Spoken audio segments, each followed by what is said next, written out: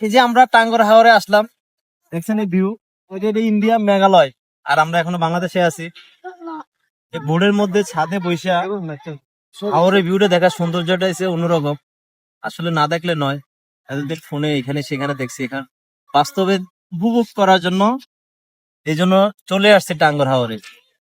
এই যে মেঘালয় দেখছেন কত সুন্দর একটা পাহাড়, মনে হচ্ছে মেঘ পড়তাছে, ওরকম একটা ভিউ দেখা যায় এখানে বসে বসে।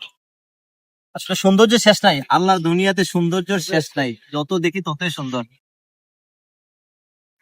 বিশেষ করে ঢাকা শহরে গেলে তো নারী সুন্দর, ঢাকার বাইরে গেলে পাহাড় সুন্দর, ঝর্ণা সুন্দর, নদী সুন্দর। এবং দারুণ দারুণ বলেছে, চুপ, দারুণ বলেছে।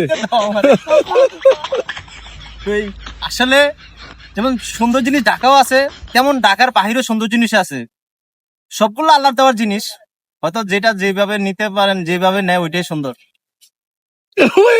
ও কি করে